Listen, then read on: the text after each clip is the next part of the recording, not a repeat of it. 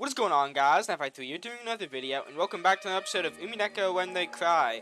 Last time we left off, apparently there was a witch on the island, because according to Maria, a witch handed her an umbrella. Now, everyone thinks that this is someone that isn't fessing up to it, but it's obviously a witch. So yeah, let us continue, because we're about to start dinner. Hooray! Let's do this. A couple casual chats broke out here and there, but they seemed somehow distant. And the meal ended up being so quiet that you could ignore the sound of the rain sneaking into the dining hall.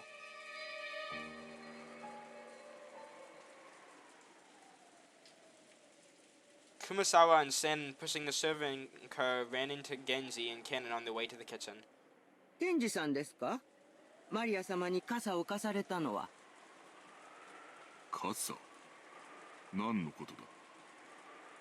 はい、雨が降り出した時にマリア様は一人でバラ庭園におられたそうで、そこでどなたかに傘をお借りになったそうなのですが、それがどなたかわからないのです。僕じゃないよ。マリア様はゲストハウスにいると思ってたくらいだからね。バトラ様が最初に見つけられた時にはもう白い傘をお持ちだった。申し訳ないが、それは私でもない。It's the witch. Just believe in it already. じゃあまさか親方様。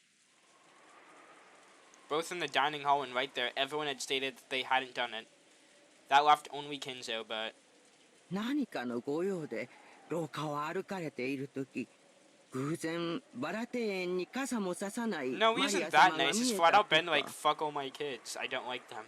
親方様はマリア様のことをあまりお好きではない。Yeah. 同感だね。親方様がマリア様のために直々に開花までお越しになって傘を持ちく。あら、困りましたわね。では、マリア様に傘をお貸しになられたのは本当にベアトリーチェ様ってことに？ I mean, who else could it be? Kumasawa laughed just like the relatives in the dining hall who had laughed it off.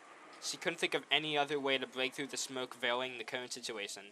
Just then, the crisp sound of hands clapping twice rang through the hallway. They all turned around at once to see Goda come out of the dining hall. さあさあ皆さん、ディナーは配膳のタイミングも大事です。すぐにスープの配膳に取り掛かってください。源氏さん、彼女らは大切なお仕事中ですので、お引き止めになられないでください。Why? I don't really like him, honestly. He just kind of wants to make everything perfect for him, and that's kind of at the inconvenience of others. Yeah, he's mad. Cannon glared at Goda for being rude to Genji, a person Cannon respected. Genji, realizing this, patted Cannon once on the shoulder as a warning. Cannon reluctantly turned away and returned his expression to normal. ゴーダの指示に従いなさい。今は晩餐の配膳を急ぐように。ほらほら、時間がありません。タラタラしない。急ぎますよ。Goda grabbed the serving curve from Santa and steadily pushed it toward the kitchen. では、私どもも厨房に戻らせていただきます。ゴーダさんも気の短い方ですからね。Okay, Sadako or Santa, whatever you want to be. 私もこれで失礼いたします。 Kumasawa and Sanon left. Only Genji and Cannon remained. There through the window, the darkness of the rainy night could be seen along with the occasional thunderbolt. 源氏様、ベアトリーチェ様が本当にお戻りになられたのでしょうか。わからん。親方様にお知らせしますか。せずともよい。本当にお戻りになられたなら、やがておのずと親方様の前へ現れよう。それに、あれは気まぐれなお方。親方様にご報告申し上げたところで、お姿を。親方様の儀式はすでに始まっているということでしょうか。Yeah, it began before the dinner. おそらく。だがそれは、我ら家具には何の関わりもないこと。親方様に受けたご恩を最後の瞬間までお返しするのみだ。This is a favor? はい、それが僕たち家具の務めです。The thunder crashed once more. Except for those instants when lightning lit up the sky, nothing could be seen out the window but the darkness of the night. Just as humans rule when the sun is up, those who are not human rule when the sun is... Witches! The darkness of night, or either that or imposters. The darkness of night that now surrounded Rilke and Zemo was ruled by another master, not the Ushiromiya family. Did this master take pity on Maria when she was alone and being pummeled by the rain in the rose garden, lending her an umbrella? Cannon looked at the rose garden's lights dimly visible beyond the window. The dim lights weren't enough to illuminate the surrounding area. Looking at those lights felt like the making eye contact with the witch, and Cannon forced himself to avert his gaze. If he didn't, it felt like his eyes would be absorbed by that light. Can the weather change how people act? You often hear stories about how things like atmospheric pressure can influence people's moods and physical health. For some reason now, everyone had been struggling to clear the gloomy atmosphere, but any conversation was quickly cut off, and in the end the dining hall was simply filled by the sound of rain. Dessert was some kind of chocolate cake accompanied by pear sherbet. Goda-san enthusiastically explained the recipe as soon as this final dish was presented, but I quickly forgot the details. The guest of honor grandfather was absent, the weather was horrible, and the identity of who let Maria an umbrella remained a mystery. When dinner ended, no one felt even one bit refreshed. It was too late now, but I realized painfully that taste wasn't the only important part of a meal. The whole atmosphere was also critical. Goda-san, the supposed conductor of the musical piece called Dinner, did his best to enliven the place, dropping little jokes left and right, but apparently not one of them succeeded. After taking orders for after-dinner coffee, tea, and orange juice, he left for the kitchen. As soon as he disappeared, Uncle Kraus spoke. やれやれ、せっかくゴーダが腕を振るってくれた晩餐もこうも沈み込んでしまっては実に味気ないというものだ。まったくね。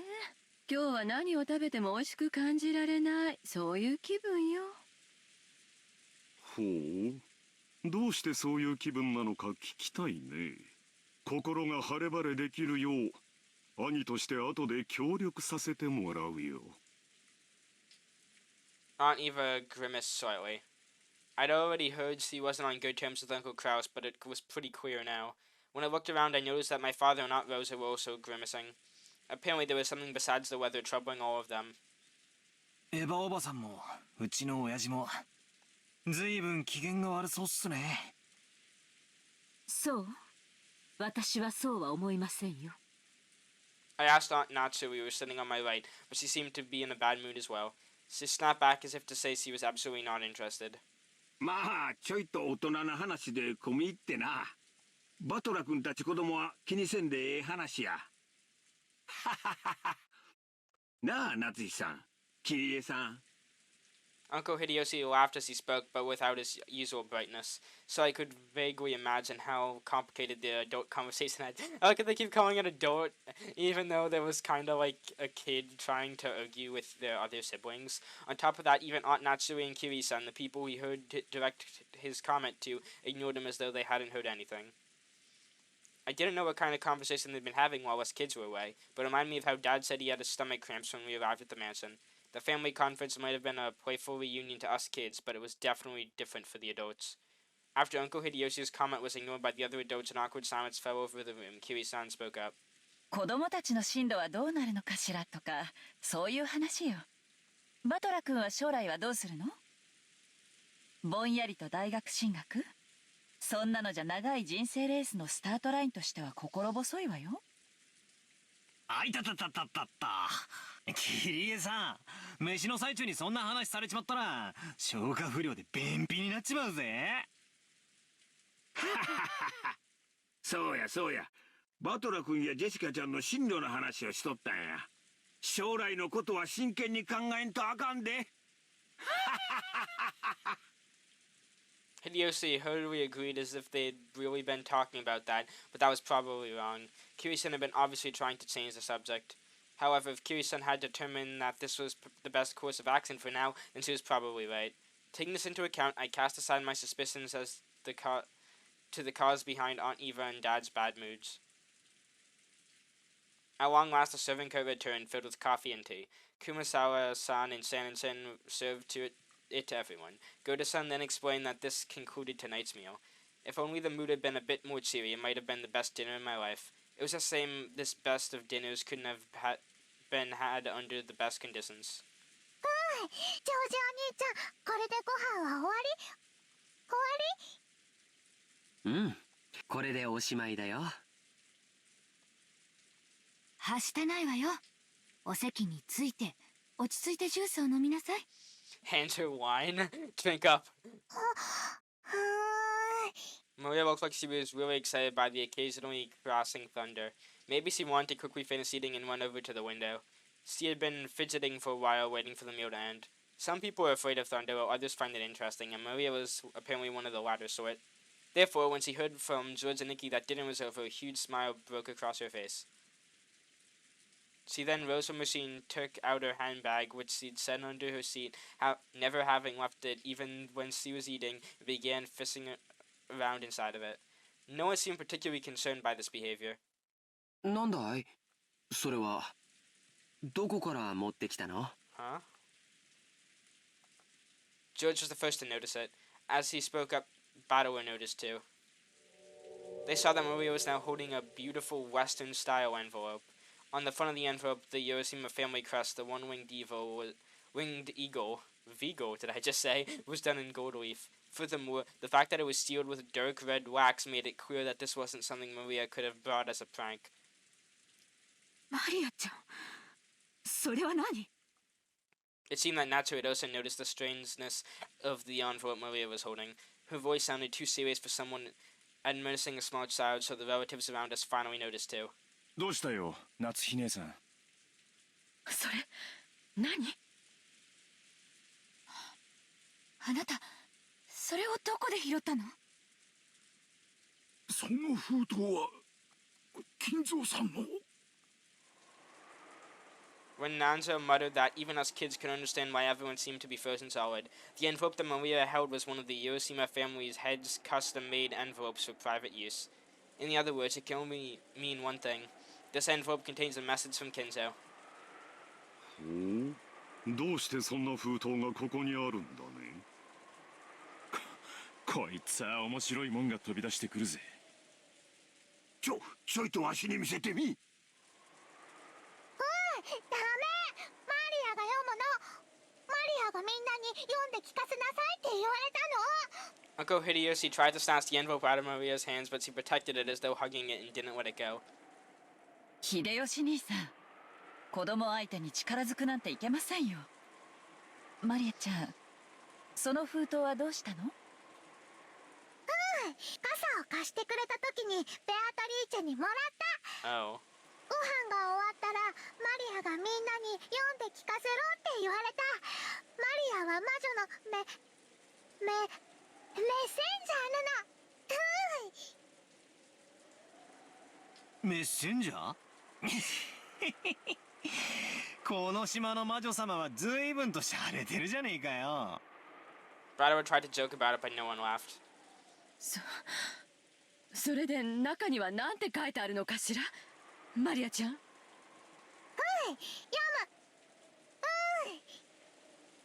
Maria casually opened the envelope. It was sealed only with wax, so she had to just remove the sealing wax to open it. That sealing wax fell onto the desk. Hideyoshi hastily picked it up and stared fixatedly at it.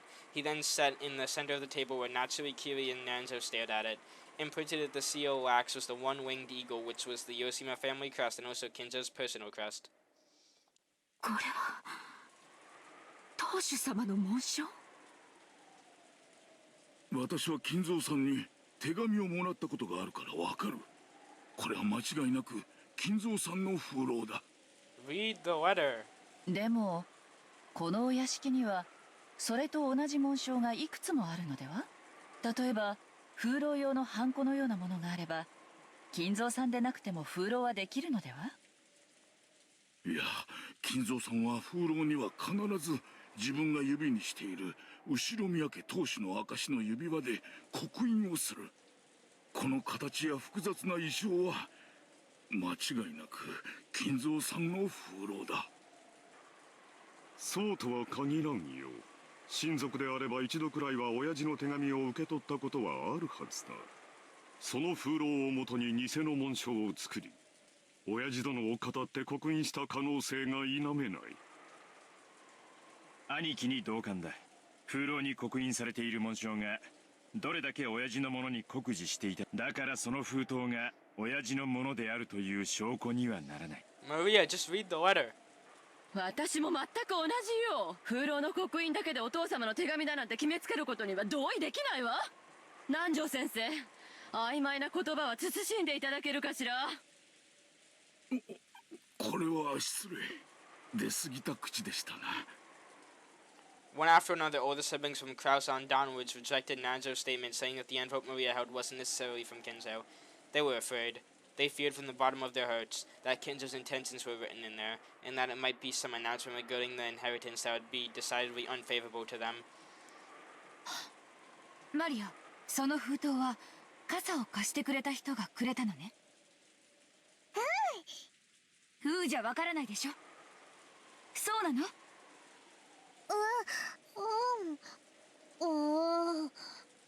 つまり魔女ベアトリーチェが傘と一緒にマリアちゃんにその封筒を。 Maria nodded forcefully. 主人に私得体の知れない何者かが手渡した怪文書です。読むにも値しません。 Maria, read the letter. せめて読むくらいいいじゃねえかよ。な。Beatrice said it to Jessica in a small voice, trying to act tough, but naturally heard him querying glowed at him with threatening eyes. それでマリアはそのベアトリーチェに食事が終わったら読めって言われたんだな。いいじゃないの皆さん。これはおじい様の封筒ではなく、誰が書いたのかはともかく、中身を聞いてからの判断でもいいんじゃないかしら。そうやな。お父さんが書いたとは限らんが、中身が気になるんは事実や。マリアちゃん、さっきは無理やり取ろうとしてすまんかった。謝るからみんなの前でそれ読み上げてくれんか。マリア、読みなさい。As all the relatives stared fiercely at Maria, she spread the letter open with a rustle. 本当に親父の手紙だと思うか？ありえんね。親父殿が私たちに何かを発表するときは直接でなければいつだって源氏を通してじゃないか。このようなこじゃれた方法でするとは思えんね。そうよ。マリアをメッセンジャーに？それこそお父様の趣味じゃないわよ。ローザ、これはマリアちゃんが私たちを脅かそうという何かの隠し芸なんでしょ？マリアはそんな気の利いたことができる子じゃないわ。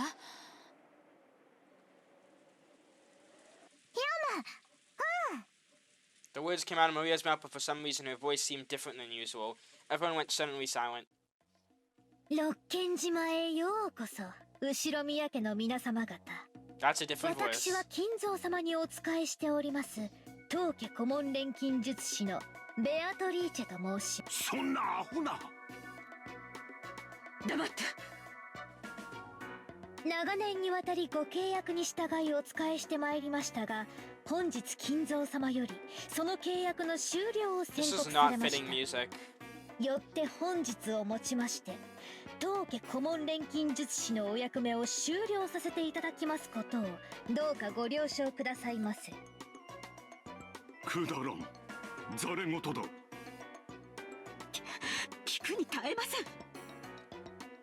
さてここで皆様に契約の一部をご説明しなければなりません。私ベアトリーチェは金蔵様にある条件とともに莫大な黄金の貸与をいたしました。その条件とは契約終了時に黄金の全てを返還すること、そして利息として後宮家の全てを頂戴できるというものです。むちゃくちゃや。初めっからむちゃくちゃだぜ。要するにあれだろ？よくある悪魔の契約みたいなやつなんだろ？ほんで契約がおしまいってことになるからいいんや？長年の退職金のつもりかな。ちゃっかりした魔女だぜ。バトラ君、今は茶化さない方がいい。 Rado made a face as if to ask, if I can't make fun of this, what can I make fun of? Some of the adults' faces were pale while others looked dazed. これだけをお聞きならば、皆様は金蔵様のことをなんと無慈悲なのかとお嘆きにもなられるでしょう。しかし金蔵様は皆様に富と名誉を残す機会を設けるため、特別な条項を追加されました。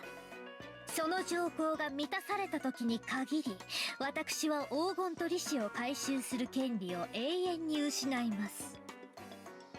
特別な条項？それは何よ。特別条項。契約終了時にベアトリーチェは黄金と利子を回収する権利を持つ。ただし、隠された契約の黄金を暴いた者が現れた時、ベアトリーチェはこの権利を全て永遠に放棄しなければならない。利子の回収はこれより行いますが、Okay, so もし皆 if 様の someone うちの finds the 誰か gold, 一人でも then 特別条項 Beatrice を doesn't 満た take せ the た gold なら back. すでに回収した分も含めて全てお返しいたします。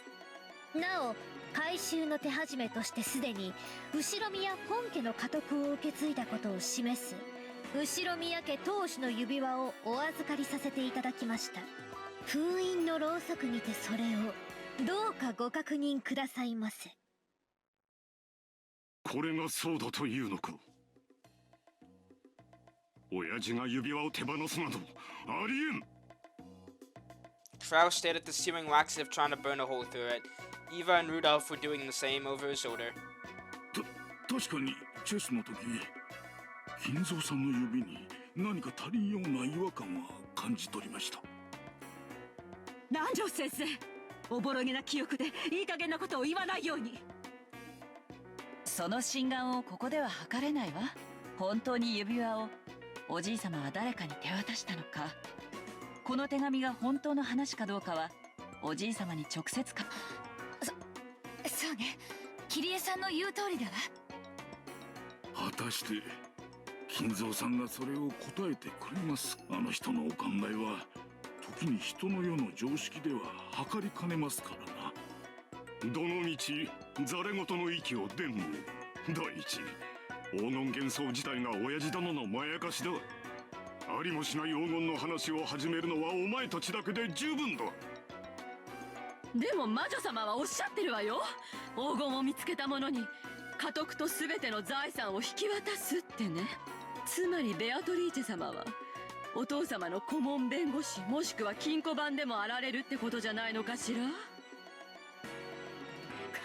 このような怪しげな文章を子供に託すような怪人物を信用することなどできません。兄貴、腹を割ってもらうぜ。兄貴の知らない人物が親父の財産管理をしてるようなことはあり得るのか。いや、それはない。私は当主代行として親父殿の全ての財産を把握している。私に知られずにそれらを自由にできる人間はいないはずだ。じゃあつまりクラウス兄さんの把握していない財産ってことじゃないの？バカな、そんなものあるわけがない。あるわよ。兄さんが把握していないお父様の。そんなものあるわけがありません。いや、あるで。それがお父さんの、いやベアトリーチェの隠し黄金や。話を整頓しよう。つまり親父には兄貴も知らない腹心がいた。そしてそいつはずっと黄金の番と運用を任されてきた。あるいは悪魔の契約まがいのルールで融資した神塚の大富豪。その腹心のベアトリーチェさんは自分の黄金を融資する相手として息子兄弟の誰がふさわしいか this is not going to be helpful. They're already fighting enough. Kiwi's question was one that all the siblings wanted answers. Upon reflection, they realized that Kinjo's strange epitaph had hung in the hall beneath the witch's portrait for quite some time. And while it had been whispered to whoever solved the puzzle who would receive everything, no one had ever clearly stated it. It was just something that everyone had hoped to be true. And right in here, right now, the thing that they'd hoped for to be clearly stated in Beatrice's letter. It clearly specified that everything in the Ushiromiya family would be given to the one who found the gold. 黄金の隠し場所についてはすでに金蔵様が私の肖像画の下に碑文にて公示されております。条件は碑文を読むことができる者すべてに公平に。黄金を暴けたなら私はすべてをお返しするでしょう。それではどうか今宵を金蔵様との知恵比べにて存分にお楽しみくださいませ。今宵が知的かつ優雅な夜になるよう心よりお祈りいたしております。黄金のベアトリーチェ。 Wait, it just made the noise like the tips noise. Hold up. Is there something under anyone's thing? Anyone have anything? It made the noise. I guess not.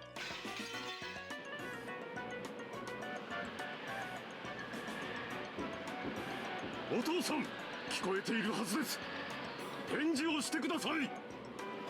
The door to Kinzo's study was being violently, harshly beaten against over and over again like a percussive instrument.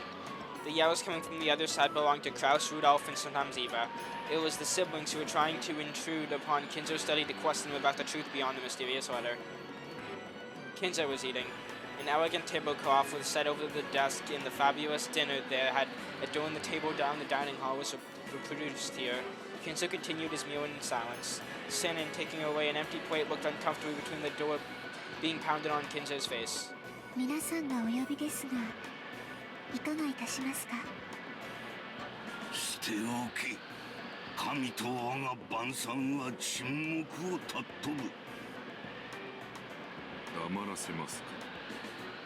必要ない。我が耳には届いておらぬ。 Kinzo enjoyed his food apparently indifferent. Genji quietly lowered his head and took a single step back. As he did, Kennen, who stood in reserve like a shadow behind, into the side of Genji, opened his mouth. マリア様がベアトリーチェ様より手紙を受け取られたとのことで、その真偽を確か。あやつめ、早速始めおったか。さあ、ベアトリーチェかけるコインに不足はあるまい。存分に今宵を楽しもうではないか。負ける気はないぞ。お前の微笑みは永遠に私のものだ。もう一度見られるなら富も名誉も我が命すらも惜しくはない。さてルーレットは回り始めた。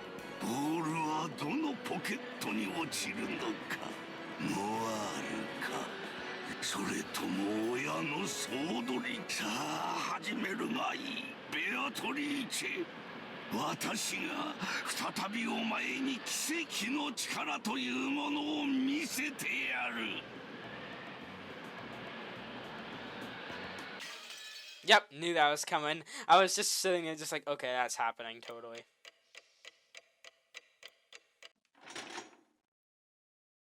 Okay. Oh my god, this is exciting. I really am curious on what's gonna happen. I am pretty sure that there is definitely a witch. Like, there's no other possibility behind this. And the game's trying to trick me into thinking there isn't a witch, but there's definitely. The strange letter that the witch had entrusted to Maria wiped all memories of dinner from her minds. Maria was repeatedly barraged with questions by Aunt Rosa and the other parents, and became increasingly ill-tempered when they refused to believe her. If we kids tried to butt in, they'd probably ignore us. Her parents were all stirred up, filing back and forth about the golden distribution of the assets, and completely forgotten that we were even there. I'd already guessed that they'd been talking like this in the shadows, but I hadn't thought they'd be so blunt. It gave us old kids a considerable shock. From what we could overhear, all the parents wanted more money as soon as possible. Back and forth about grandfather's inheritance. Back and forth about the distribution of the gold if it was found. About advance payments in cash. It was so despicable I could hardly bear to watch, even though one of them was my father. It looked like Jessica felt the same way. We left our seats without being asked to and went to hang out somewhere out well away from our parents. なるほどな。じい様が飯の席にも顔を出したくない理由がよーくわかったよ。うちの親たちにはすっかり幻滅だぜ。金だの遺産だの。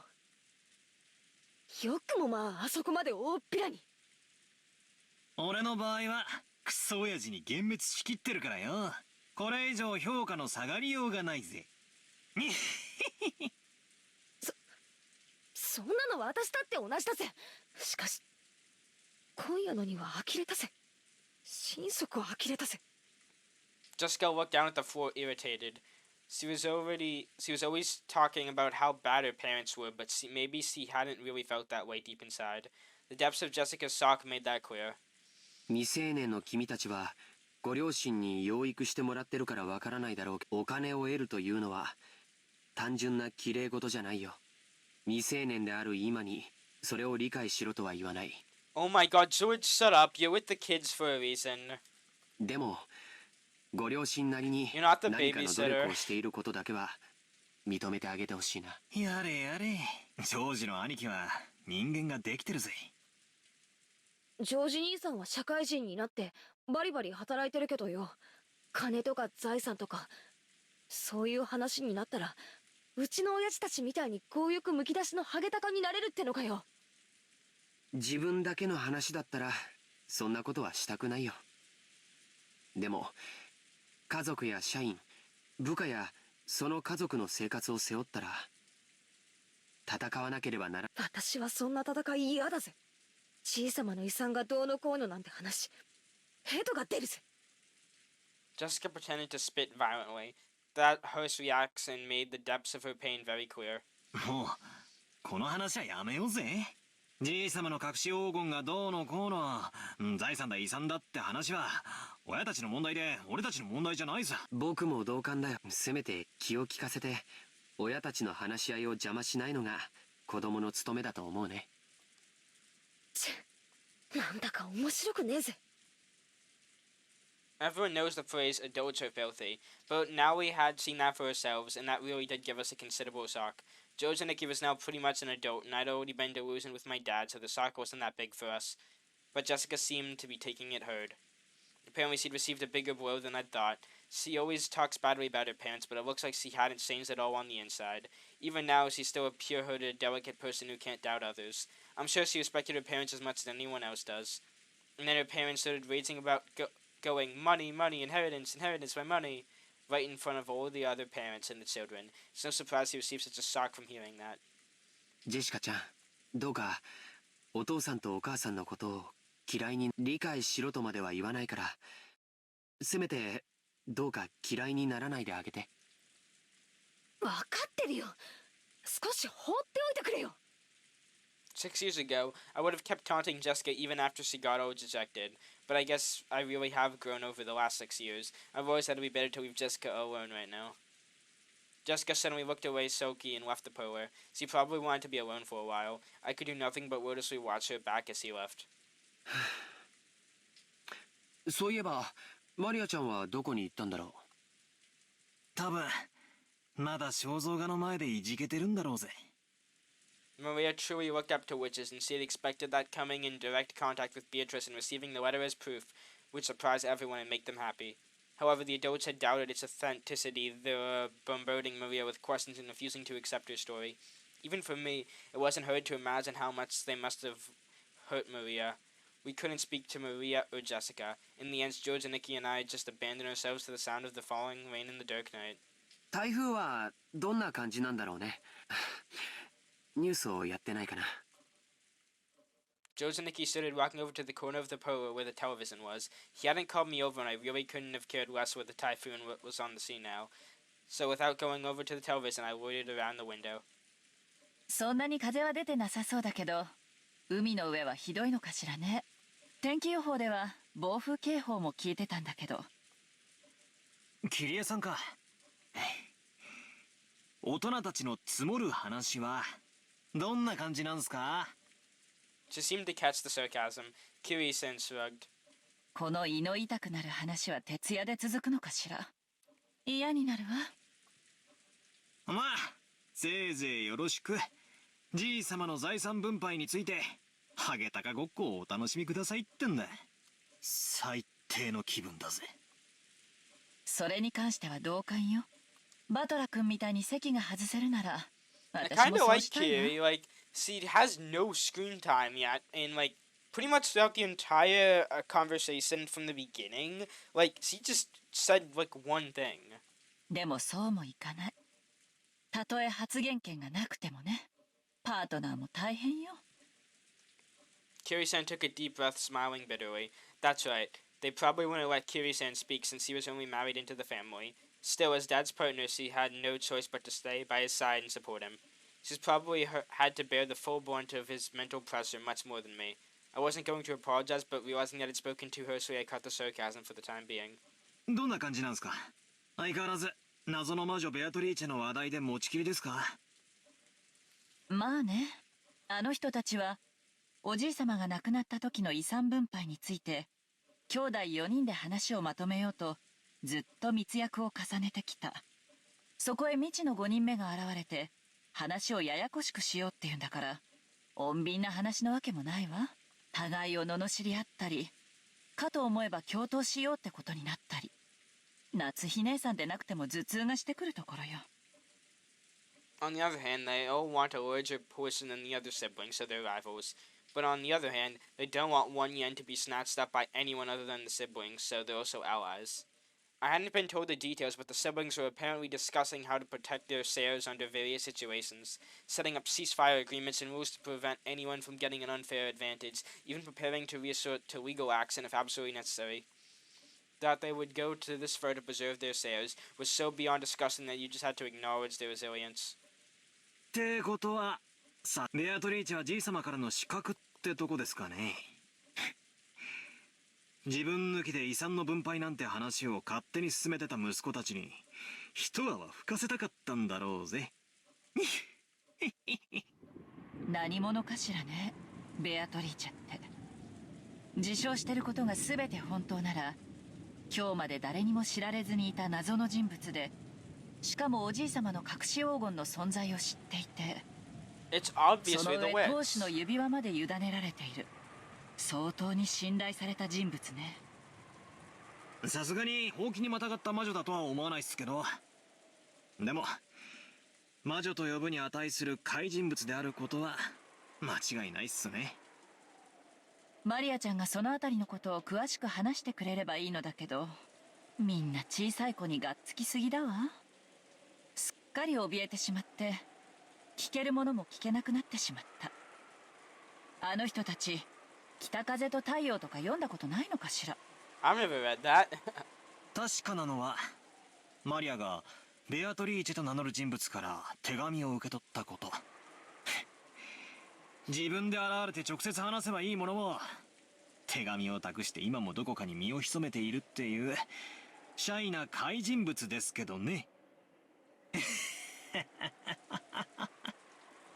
ねえバトラ君、ベアトリーチェなんて人物が本当にいると思う？さあ、あくまでも偽名じゃないっすかね。じい様の代理人としてその妄想の中の魔女の名を名乗ることを許されたとか。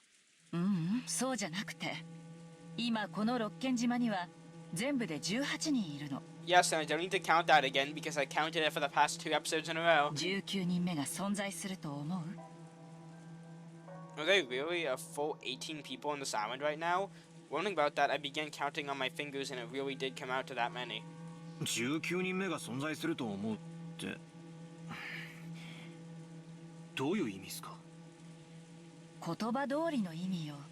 マリアちゃんに傘を貸した人物は私たち18人の中にはいないらしい。なら19人目がいて、その人物がマリアちゃんに傘を貸したと思うのが妥当じゃない？ま、そうなりますね。ならその人物は今どこにいるの？少なくとも雨が降り出した瞬間には島にいた。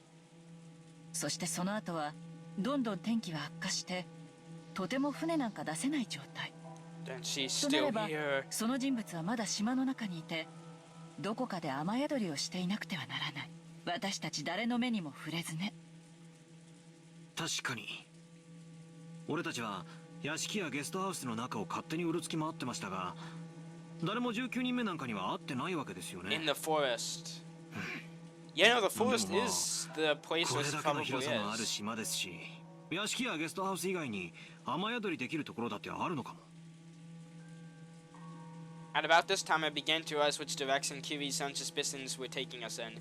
Kiri-san was denying that a 19th person existed. Beatrice was one of us 18th. 18. Right? 18th. Bruh. In other words, they thought someone who knew well was tricking us. ベアトリーチェが自称する通りなら、その人物は間違いなく最高の賓客よ。おじい様が信頼する最高の腹心。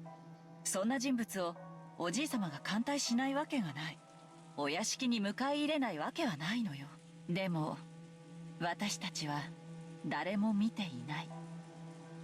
待ってくださいよ。それはちょいと請求な推理じゃないですか。確かに誰の目にも触れてはいないけれど、だからって19人目を否定することにはならないんじゃないですか。何かの理由があってこっそり上陸してずっと隠れているのかも。悪魔の証明ってやつっすよ。いることを証明するのはたやすい。ベアトリーチェってやつが俺たちの前に現れて挨拶すりゃ解決する。でも19人目がいないことを証明するのは不可能っすよ。バトラ君の推理の仕方は悪くないわ。現在の状況では19人目の存在を認めるにも否定するにも情報が足りない。でもね、チェス盤をひっくり返して考えるとほぼ19人目はありえないって断言できちゃうのよ。Spin the chessboard around was one of Kiri's-san's favorite phrases. I've been influenced by those words and use them myself from time to time. Whenever you get stuck trying to find a move in chess or shogi, then by spinning the board around and looking at everything from your opponent's standpoint, you can often see a strategy that'll give you the upper hand. It means turning things around and putting yourself in your opponent's shoes. いい？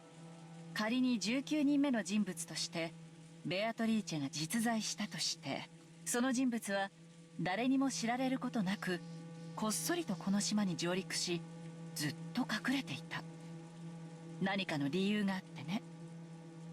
ならどうしてわざわざ姿を現してマリアちゃんに手紙を渡したの？ Because she is a 9-year-old and no one would believe. Yeah, it really was a contradiction. If they had some reason for hiding themselves, then they should have stayed hidden the whole time. But even so, they had appeared openly in front of Maria. それはほらマリアも言ってた。メッセンジャーにされたって言ってたじゃないですか。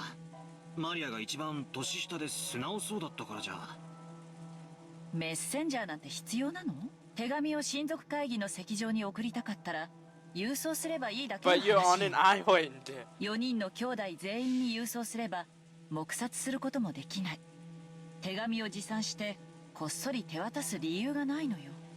There kinda is though, because like in order to set this up and to like flat out make everyone compete, they need to gather everyone together. If they sent the letter beforehand, then everyone would have thought about this strategy just like, where's the gold, and spent like days in advance looking for it. So this person probably wanted everyone to like, they wanted everyone to try and look for the gold when they got there. 確かになんだかおかしな話っすね。そもそもベアトリーチェが存在していて、その存在をアピールしたいならみんなの前に堂々と姿を現せばいいだけの話。 But why would they do that? They want everyone to fight each other. Wait, hold up. Beatrice would want everyone to fight each other over the gold so no one can figure out where it is, so she can take it back. Yeah, that's why, because they keep forgetting that she will get the money if nothing else happens. なのに現れず、マリアちゃんという小さな子を通しておぼろげな輪郭だけでその存在を主張しようとする曖昧さ、矛盾。もっと考えて。マリアちゃんの前に姿を現し19人目の存在を印象づけるという点と、今この瞬間も私たちの前に姿を現さず隠れず、これらの矛盾、これを念頭に置いた上でチェス盤をひっくり返すの。つまり19人目の人物としてベアトリーチェがいると印象づけたい人物の目論見は何かよ。 Their goal is to get the money for themselves. 姿を隠したい人物ならその存在をアピールするわけがない。そして姿を現したい人物なら手紙を託すなんて遠回しをするわけがないってことは。簡単よ。ベアトリーチェは18人の中にいるのよ。だからこそ18人以外の人物が存在するような幻想を作り出しているのよ。これ見よがしな19人目のアピール。それで得をするのは姿を潜めた19人目じゃない、すでにいる18人の方なのよ。もちろんこの推理は穴だらけ。いくつかの前提がひっくり返るだけですぐに崩れる脆いものだけど、私はほぼ間違いないと見てるわ。This is starting to feel pretty creepy. Someone let Maria the umbrella and handed her the letter. Supposedly none of the 18 did this, and yet Beatrice was hidden among those 18. Was this person planning to hide their true form and pretend to be Beatrice? マリアちゃんの自作自演も疑ったんだけど、文章の内容が非常に手が込んでて、マリアちゃんが自前で用意したとは考えがたい。でもマリアちゃんが何者かと共謀している可能性も否定できないわ。 Okay, why are you like saying Maria-chan did it? おいおい、誰と何を共謀するってんだよ。しかも愚直で真面目で素直なあの性分だぜ。ええ、私もマリアちゃんの性分はよく理解しているわ。でもだからこそあり得ると思うの。魔女に憧れ、その存在を盲信している夢見がちな少女。そこにベアトリーチェと名乗る人物が現れて魔女だと名乗ったら、彼女はそれを大喜びで鵜呑みにして信じるんじゃないかしら。つまりあの肖像画のごついドレスを着て変装すればマリアを騙すことは難しくないと。その論法になっちゃうと私たち女性陣はみんな疑われちゃうことになるんだけどね。とにかくマリアちゃんが何者に出会ったのか、それの詳細を聞くことがこの謎を解く一番にして最も身近な鍵なのよ。しかしその鍵は少女の心の奥に、みんなが頭ごなしに魔女の存在を否定し、一体その人物は誰なのかと問い詰めすぎた。マリアちゃんは当分大人には心を開かないでしょうね。 In the dim hall in front of the portrait of Beatrice, Maria was sobbing. 誰もね、マリアがベアトリーチェに会ったこと。ベアトリーチェとくれた手紙も見せたのに、それ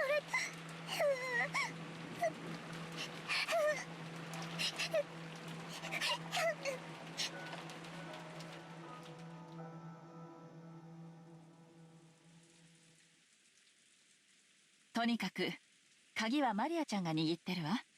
ベアトリーチェが18人の中にいるのか19人目なのか、それを知る鍵をね。マリアは頑固だぜ。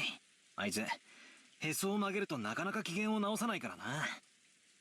大人の私より子供のバトラ君の方が機嫌を直せる確率は高そうよ。彼女の機嫌が直ったら聞いてみて。遺産分配がどうのこうのって話には関心ないけど、こんな王道洋館ミステリーみたいなシチュエーションにはワクワクしちゃわない？ I do. マリアちゃんに手紙を渡した人物は一体誰なのか。知的好奇心がうずくわ。うんざりするような金の話に付き合わされてもワクワクとは実にタフなことだぜ。大人はすげえや。 I shrugged spastically, but I did notice something. Kiwi noticed how dejected I was after overhearing her parents' turbulent discussion, and was probably trying to clear that air. At the very least, I'd recovered enough to voice my complaints. She wasn't my real mother, so I never felt like calling her mom, but it did make me think she's a real adult. おうガキども、ここにいたのか。キリエも長え化粧直しじゃねえか。俺も次からは化粧をしてくることにするぜ。ごめんなさい、女の化粧は長いのよ。どう？兄弟水入らずの話し合いは。さぞや和気あいあいとしてるだろうよ。Kiwi-san poked the weak spot under my arm with her elbow. 一度頭を冷やそうってことで小休止さ。こりゃ夜通しになりそうだぜ。泣けてくれ。His way of talking added sense, but he couldn't completely hide his fatigue. I couldn't say I was sympathetic, but he looked pitiful compared to his normal, energetic self. しかしひでえ雨だな。ゲストハウスに戻るのも嫌になるぜ。夏日姉さんが屋敷で泊まれるよう準備してくれたらしい。どうする？3階になった時に考えてもいいんじゃない？部屋に戻る体力もなくなってたら、その時はお世話になりましょうよ。そうだな。その時に考えりゃいいか。バトラーはどうする？俺がいちゃお邪魔だろうからよ。気使って向こうに戻るぜ。そうか。すぐ戻るのか。さあな。一人で戻ったって寂しいしよ。子供全員で揃って帰ることにするぜ。そうだな。そうするといい。それでバトラー、お前今夜はそうは簡単には寝ないだろう。 That's a weird question to ask. 多分いとこたちとおしゃべりしてるだろうからな。夜更かししそうな気配はあるぜ。それがどうかしたのかよ。そうか。もし大人たちの会議が終わってお前がまだ起きてたらちょいとか。なんだよ。柄にもねえな。Apparently, Kiwi-san was thinking the same thing. What are you talking about? She asked him in a small voice. It looked like Kiwi-san didn't have a clue what Dad meant either. キリエにも聞いてもらいたい話だ。後で話すから今は頼む。I don't know anyone who neglects the concept of a family as much as this old bastard. And now he's saying we're gonna have a talk as a family. Both Kiwi-san and I couldn't help but get wide-eyed. そうビビった顔すんなよ。ビビりてえのは俺の方なんだ。何しろ。At that point, he swallowed his words for an instant, even though putting on airs of importance wasn't much like my dad. 気持ち悪いぜ親父。今家族は全員揃ってるじゃねえかよ。もったいぶらずに言えよ。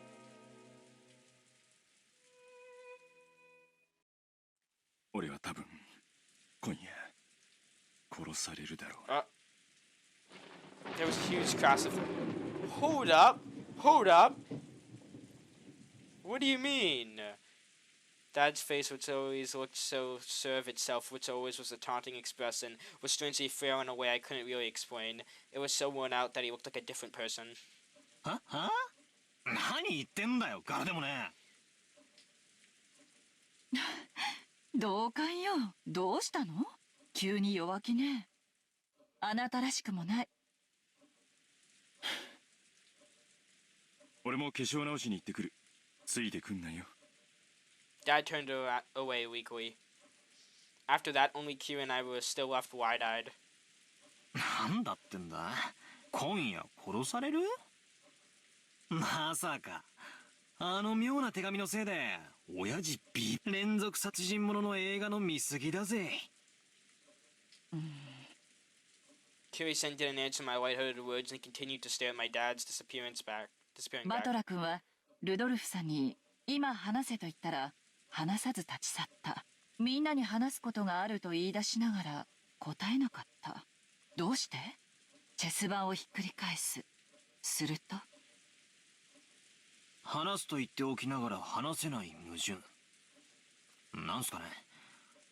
親父側から見ると何か見えてきますか？ええ、見えるわよ。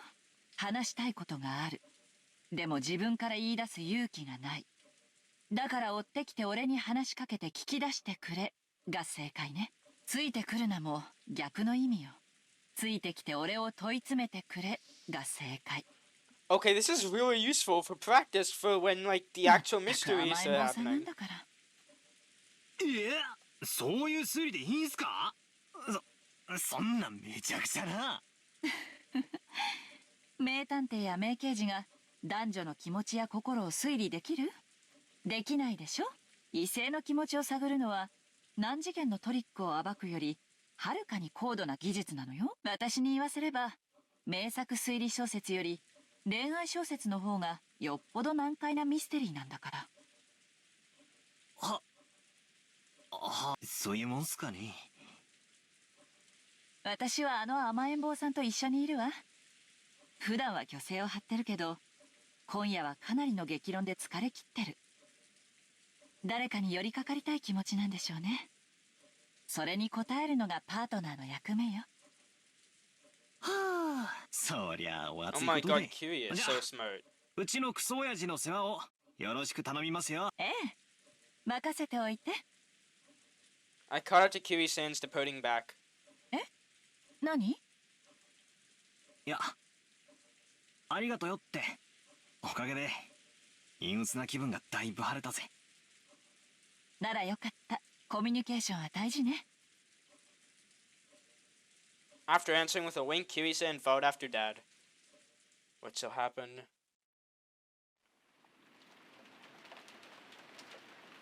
Natsui could be found in the dimly lit hallway. Now and then the thunder would crash, but this had no effect on Natsui's expression. She looked completely worn out. The discussion that had just taken place between the relatives in the dining hall was repeatedly itself inside Natsui's mind. Beatrice had proclaimed that in addition to the gold, all of the inheritance and property of the Ushiromya family would be given to the person who could solve the riddle.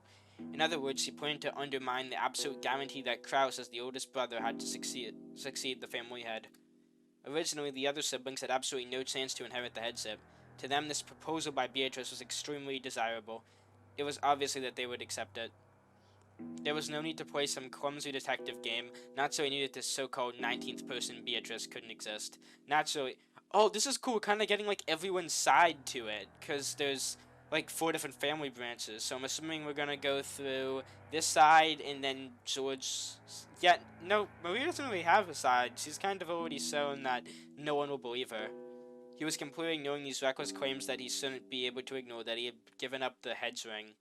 In short, Kinzo had wordlessly admitted that the letter held his own message. Most likely, one of the servants had given Maria the letter. Kinzo had probably worked out an elaborate plan where the dress from the portrait would be prepared, and someone, probably Sanin, would be made to wear it. I'd hope it would be a female servant. It's just Genji. By doing that, he could make it seem like the witch from the portrait actually existed. You know, if anything, the alone was proof that Kinzo was behind all of this. In that case, it was the same as Kinzo trying to butt in on the siblings' private discussion. Then Kinzo, by announcing he had given everything to the person who'd solved the riddle, could weaken Krause's overwhelming advantage. Now it was certain. Kinzo had eavesdropped on the siblings' discussion in the parlor earlier that day, so he had known how Krause had staved off the attack by the other 3. And to make the scales of the battle go back into balance, he had sent them out this strange letter, which benefited Krause's rivals. He was trying to push this crazy theory so that Rosa, who had a weak position among the siblings because of her age, would join with Eva and Rudolf. Then, with a 3-to-1 advantage, they'd be able to overwhelm Krause yet again and make their ridiculous theories get accepted by force. And by doing that, he gave them the power to resettle what had already been a nearly decided conflict. They had now started repeatedly pressuring Krause to pay them a large amount of money. Using the conditions that all the siblings would guarantee Krause's position as the successor, talk about advantagement payments was being brought up again despite having been rejected once. Of course, even without the storyline about the hidden gold, the Ushiromya family's store of wealth was vast. That store of wealth alone was more than enough. Even if the hidden gold was buried forever along with Kinzo's death, there would be more than enough to satisfy. Therefore, even if they weren't that interested in the gold itself, Kinzo had managed to instill the lifelong fear that on the off chance that someone found the gold, that person would be granted the headship. And this kind of Achilles heel would definitely be taken advantage of by someone sooner or later. The only person with this fatal weakness was the successor, Krause. The other siblings had found. No, they had been told by Kinzo about something that only Krause could lose, and they had thoroughly taken advantage of that. Naturally, as Krause's only ally in this painful position and his wife wanted to fight alongside him, she kept trying to explain to him that the existence of the gold itself was a farce and that there was no need for him to compromise. Krause had always told Natsui. He had always told his siblings. He always said that the hidden gold was nothing more than an illusion created by Kinzo. Therefore, Natsui believed that it as his wife and had supported her husband to that foundation.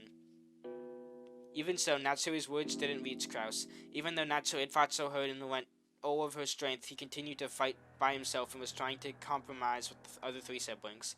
Natsui sadly and weakly wondered why she could not be of use to him, then started getting angry. It had happened when everyone decided to take a short break to cool up their heads. Natsui had flared up against Krause. Enraged, she had asked him why she could not be useful to him. He had then told her that he wanted to talk about something and invited her into a room that she was not she was normally not allowed to enter. That room had been sealed with a heavy-looking padlock, and just looking at it had given her an uncomfortable feeling. 他の3人の言うことも、ベアトリーチェを名乗る不審人物の言うことも、何も黄金など所詮はお父様が生み出したまやかし。それを見つけられることなどあるわけがない。あなたが跡継ぎであることは盤石です。何を恐れることがあるのです。Charles removed the padlock on the door. He then motioned for Natsui to enter. 入りたまえ。何ですか？見せたいものがある。君に初めて見せるものだ。Natsui timidly opened the door with a dubious expression on her face. It was pitch black. She searched for a switch to turn on the lights, but since this was the first time in the room, she didn't know where it was. Kraus entered behind her, pushing her in, and when he closed the door before turning on the lights, the two were swallowed up by the darkness. Only the sound of Kraus locking the door rang through the dark. これは何事ですか？明かりは？今つける。待ちたまえ。Just as he said, when Kraus pushed the switch on the wall, a flickering light turned on and lit up the room. それは？ Natsui had her breath taken away. The room had no windows, and at a glance it appeared to be empty. In the middle of the room, a small round table had been set, and the lights brightened on only that table, as if it was the leading part in the play. On top of the table, a red tablecloth of elaborate design had been set out, covered with dust. And on top of that, something about the size of a grown man's arm had been set down. That something. 凄まじい純度を持つこいつがなければ誰も黄金伝説を信じはしなかった。It was an ingot of solid gold. Even in the faint light, it sparkled with a noble and dignified glint. He found the gold? こいつはまともなインゴットじゃない。このインゴットを鋳造したのが国内なのか国外なのか。It took a high level of skill to make the pursuit of solid gold ingots, and in order to verify that purity, it was standard to have the original foundry and the name of the bank that guaranteed it imprinted on the gold. However, this ingot did not have that kind of seal. This mysterious gold bar had come from an unknown foundry. ここを見たまえ、怯えることはない。こいつはただの金塊だ。Naturally, following Kraus's words, timidly approached the ingot. そこだ。Kraus pointed at the surface of the ingot. Natsui concentrated on that section. Right there was the thin imprint of the one-winged eagle crest. Natsui's breath was taken away once again. そうだよ。これこそが親父がベアトリーチェに与えられたといい、保証人のマルソーの会長に任意で一つを抜き取らせて持ち帰らせ、財界のフィクサーたちを信用させたという。方々に手を尽くして私が見つけた。他の兄弟たちより早くね。そんな。じゃあお父様の黄金伝説は？実在する。後宮金蔵が授けられたベアトリーチェの黄金は。そんな。本当にあるなんて。Natsui was shocked. I'm shocked. Kraus had always said that Kinzo's gold was just a fabrication, so she had believed it as his wife. However, the reality was different. Since he held the definite proof, he had been more certain than any other siblings that the legend of the gold was true. Because of this, Kraus was deeply frightened as the possibility that someone other than himself would find the gold he failed to find, costing him everything. But to Natsui, the truth was more than enough to open her heart. She had thought that as Kraus's wife, she should be his closest confidant, which was why she'd selflessly support him. And yet he had hid this fact from her until today. Why? そこまでに私はあなたの信頼に足りないというのです。そういうつもりはない。話す必要がなかっただけだ。あなたにとっては妻はその程度のものなのですか？落ち着きたまえ。劇場にすぐ駆られるのは君の悪い癖だ。あなたがそうさせてるんじゃないですか？私は後宮家に嫁ぎ、今日まであなたの妻として仕えてきあなたのために生まれた家を捨て、身も心も捧げてお仕えしてきました。その報いがこれなんですか？そんなことって。Kraus grimaced, looking annoyed. His expression effectively communicated how much he dislikes this put in Natsui, even if he didn't say it out loud. 私はもうああなたの力になれそうもありません。それでいい。兄弟のトラブルを私が自分の力で解決する。君の力は借りんよ。違います。これは後宮家のトラブルです。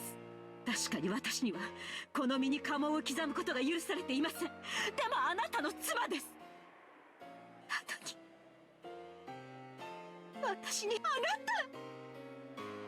君を思えばこそあえて関わらせなかったのだ。これ以上は頭痛に障るだろう。君は今夜はこれで休み。兄弟の話は兄弟でつける。君は関係ない。それだけだ。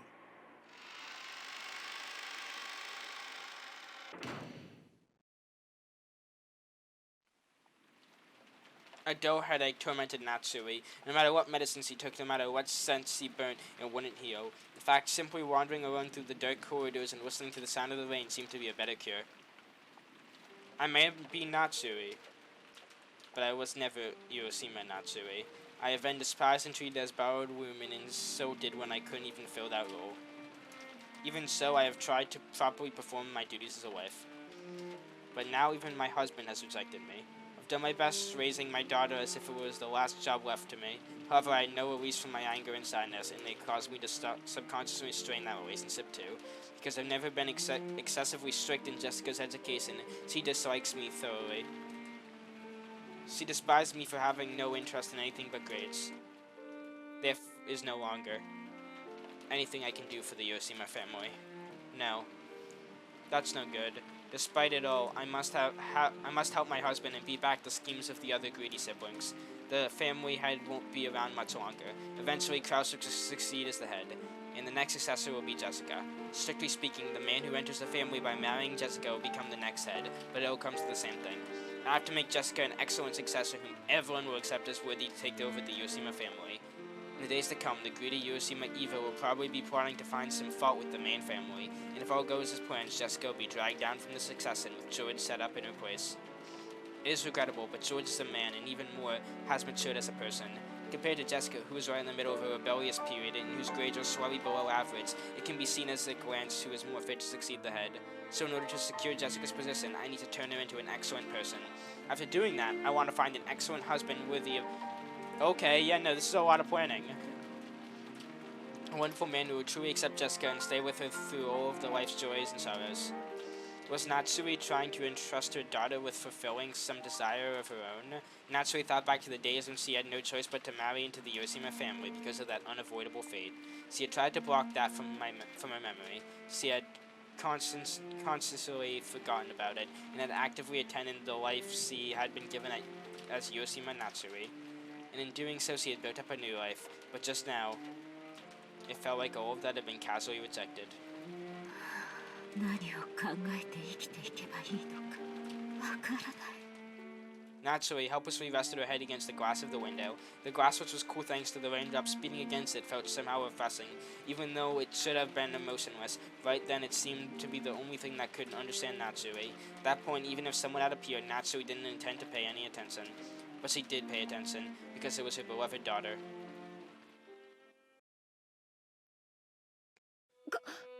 母さんか。なんだよ、こんなところに。幽霊かと思ったぜ。Just like always, her words were rough and not at all like a girl's.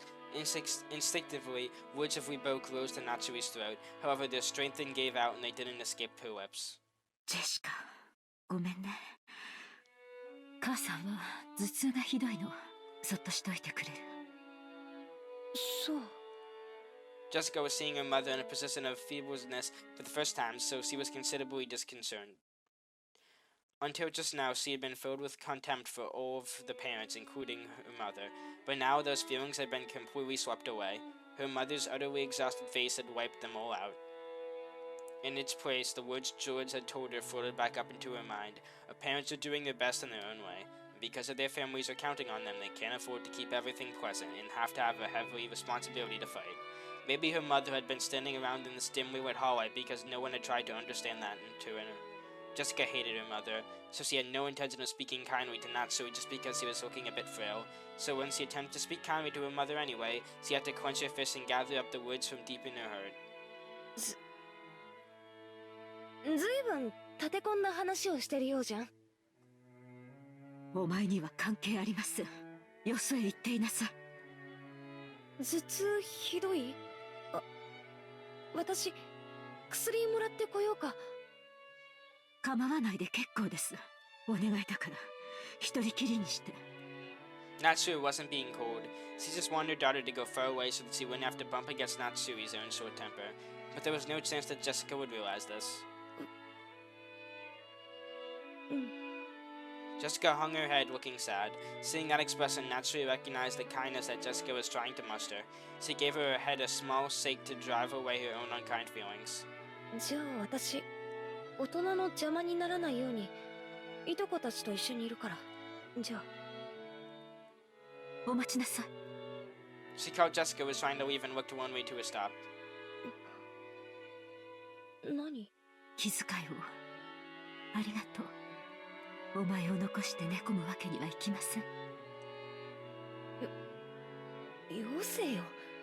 縁起でもないぜ。心配をかけました。もう大丈夫です。私は行きます。If I let my daughter see me this feeble any longer, I'll only make her feel more uneasy. With that thought in mind, Natsui left Jessica with words of gratitude and made to depart. This time, Jessica called out to her mother's back. Natsui stopped and turned around asking what business Jessica had with her. Jessica herself didn't know why she'd stopped her mother, and for a while she just smirked slowly, muttering to herself as she hesitated over what to say. She was poking around in her pocket, which, with her hand, touched something and she took it out. 私さ、今日、なんだっけな、魔除けだったっけ？確かその、ドアノブにぶら下げてるといいんだっけ？忘れちまったぜ。私が持ってても仕方ないし、母さんにあげるよ。It was a scorpion serum that Maria had given her on the beach. Although she had heard of its various effects from Maria, Jessica's mind had gone blank and she was just barely able to say even that much. Jessica, thinking that her mother probably wouldn't accept it anyway, immediately drew back the hand she had struck out, grasping the charm. So Natsui came to take it, she was extremely shocked. これは何かの景品？まあその、私もこんなおもちゃみたいなお守りじゃ、ご利益は期待できねえよな。But her mother took the charm from where she grasped it in her hand. ありがとう。大切にします。ジェシカには今度、私が子供の頃大切にしていたお守りを代わりにあげます。別にそんなつもりで渡すんじゃないぜ。でもまあ、どうしてもって言うなら。では、私はもう休みます。頭痛がひどいので。ジェシカもあまり夜更かしをしすぎないように。うん。Natsui put the charm in her pocket and turned away. She then disappeared into the dark hall.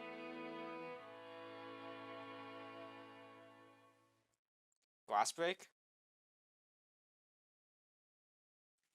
I guess not. やっぱり明日も丸一日 Oh, and with こんな天気みたいだね。 Okay, and I've been at this for an hour and 13 minutes, so we are going to stop here for today. Anyway, thank you guys so much for watching. If you enjoyed, please make sure to like, subscribe, it's greatly appreciated. And yeah, see you guys in the next one. Bye.